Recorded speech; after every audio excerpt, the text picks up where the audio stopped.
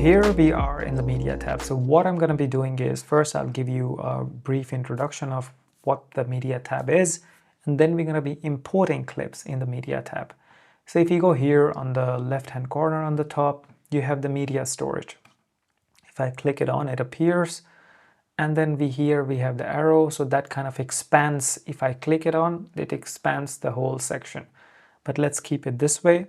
What it does in media storage is it kind of shows all the folders from your system, and I have also chosen some favorite folders. So what you can do, if I need like a favorite folder, say iPhone filmmaking, I go right click and then add folders to favorites, and if I click that, then the folder comes here. I have done these folders as my favorite because a lot of times my project files are there, like a lot of times all the raw files are there, so that's what I would import it from. Here are all the files which is in your computer, in your system. And here would be all the files which is in DaVinci Resolve in your project. So that explains these two sections. Then we have the audio, if you want to playback, then you can see the audio meter. Metadata is just information about the videos.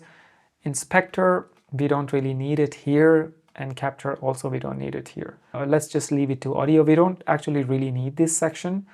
Like here I use media tab just to import the clips. So our current project, what I want to edit and show you the editing process, that is in here. And if I see here, I don't really see the name clearly. So what I can do, I can also change the outlook. So it can be in a list or it can be in these little bins. So let's do a list, and I can also increase the width, and then this is where all the raw files are. So wherever the raw files are, what you can do, you can select them all, just drag and select with the mouse, and if you drag it here, then all the clips are here, without the folder structure, because here I have structured the videos into different folders. The drone shots are here. You can also go back here. So without the folder structure, everything is just bam, comes on the main page. We don't want to do that. We want to preserve the same folder structure as how it was in my computer. So what I'm going to do, I'm going to drag it, not here, but I'm going to drag it here under master. And if I just leave it, then what happens is in my master, if I go in the master, then all the clips are in the exact same structure as how it was in my computer. Because every time what happens is that when I'm filming something, I sort of really structure everything really good. So if something is shot on drone, I put it on drone. If something is shot on day one, I put it on day one. So I exactly know where the files are. Because if I just put them in one folder, I have like 500 video clip in one folder. So then it's impossible to find anything. So that's why I put separate in the different folders as much as possible. And now what's going to happen is I have imported everything in DaVinci. So this was the computer, this is DaVinci. What you also need to do is you need to activate something called as smart bins or power bins. So here, if I go to power bins, you go to this three dot, you just select power bins, and I would just delete that. So if I go here on the left hand bottom, I see something called as power bin. You also might see. And if I click that, then I have a lot of different types of folders. You wouldn't have, but I've given you all these folders in the raw video clips. So you can just download that in the computer.